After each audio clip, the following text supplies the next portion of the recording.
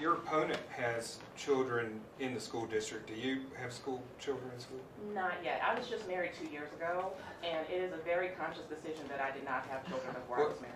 Well, even though, yeah, I got you. And, you know, we're asking questions on behalf of your voters on this panel. Not that they talk to us, but if I was one of your voters. You're an attorney on one side, very educated, but your opponent has children in the school. And she's involved in PTA society, and you know, it seems like they would try to decide between the two. That it seems like if you have children in the school, you're more aware of the issues facing the students of the district. How do you respond to that? So the first thing I would say is, somebody asked me to count how many kids my family had in the district, and I stopped around 20. I have a slew of nieces, nephews, cousins in the school district. I also am a member of a teaching family. My mother-in-law retired from the district after teaching for 35 years.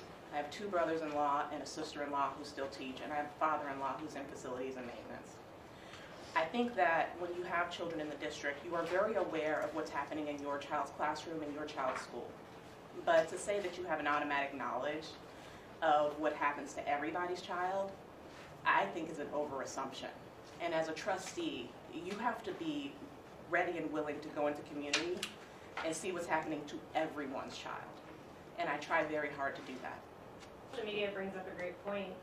I have a middle school boy who I love, and obviously this is something you've addressed before, but I think it's important. If my middle school boy were to Google you as a trustee, he's going to see pictures that are inappropriate.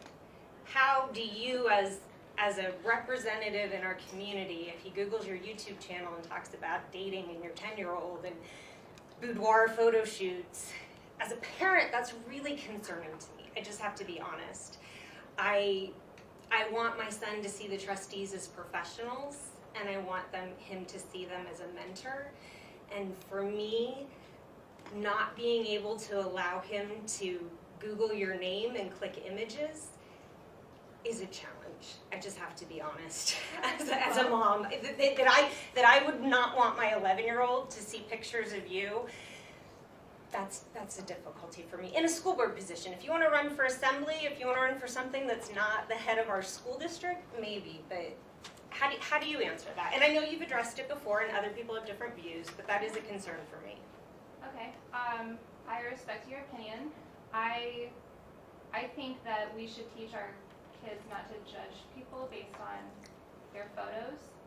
The photos that, and I guess that would deem what we think is inappropriate or not. And I don't think that a female being proud of her body and being in lingerie is inappropriate. None of the stuff that is online is pornography. None of it shows any nudity. None of it shows any type of sexuality or gross or crudeness. It's all modeling, professional photos, and boudoir photos. And to me, I feel like we should empower women to be proud of their bodies, and we should teach boys that women are more than just their bodies.